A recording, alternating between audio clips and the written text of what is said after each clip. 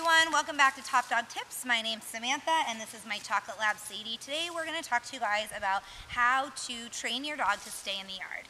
Now, training your dog to stay in the yard is also called boundary training because what you're doing is teaching your dog that there is a boundary and they're not allowed to cross it.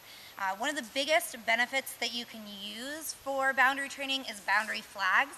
You can pick them up at any hardware store. They're just little flags about this tall. They're on a tiny, thin little metal stake that you just poke in the ground, and then the flag is maybe like a 2-inch by 2-inch square.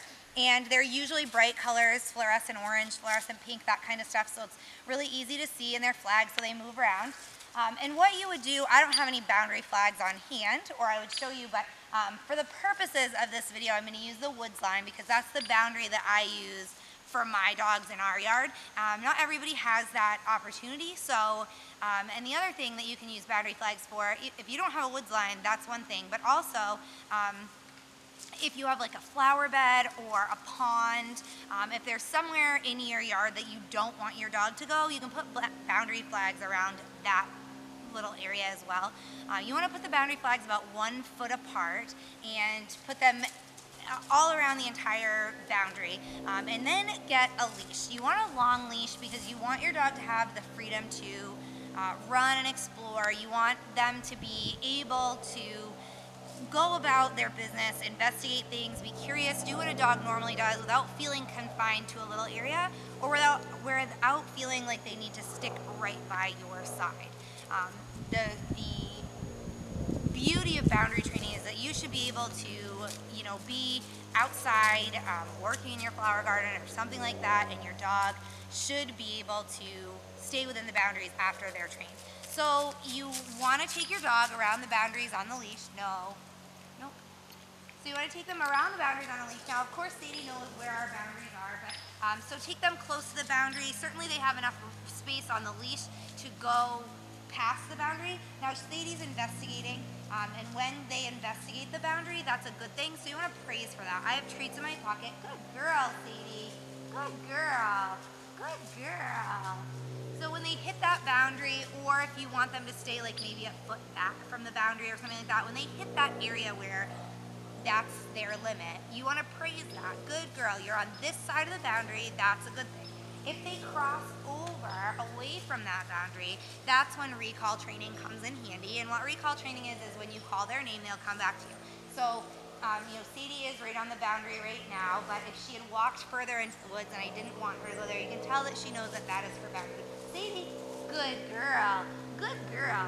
So if they cross that boundary, you want to call them back. Let them know that this is your boundary. It's good to be on this side of the boundary. That's what we're looking for. That's acceptable behavior. When you cross that boundary, that's the behavior that we don't want, and that's what we're not looking for. So work on the boundaries. The first step is to make the boundaries and make them clear for your dog. Now, of course, like I said, you can use natural boundaries. Like with our house, it's the woods line.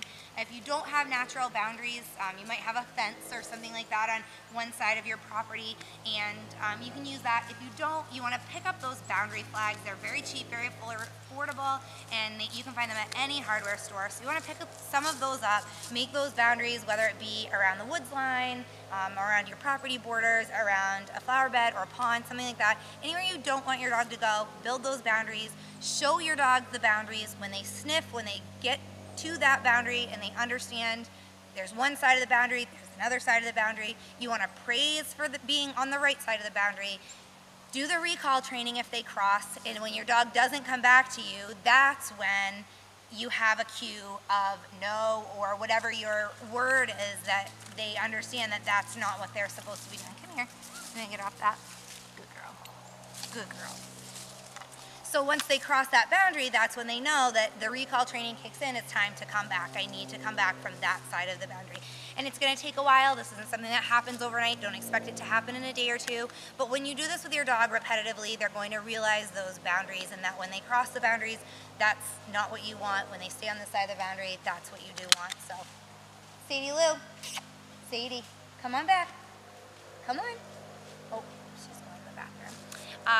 So anyway, the boundary training, it's really easy, fairly simple. It's just something that takes a lot of time and you need to have a lot of patience with it. So if you have any questions on boundary training or how to train your dog to stay in the yard, you can feel free to reach out to me. You can find my contact information on our website, which is talkdogtips.com. You can also find us on slew of social media channels, Twitter, Facebook, Google+. We're on Instagram, so follow us there and stay up to date with everything. You can also, of course, follow us on our YouTube channel, and you will see all my new videos. I post a few every week, how-to videos, recipes, product reviews and comparisons, so check that out. Topdogtips.com on YouTube, and you can subscribe there to be notified every time I post a new email. You can be notified to receive an email every time I post a new video.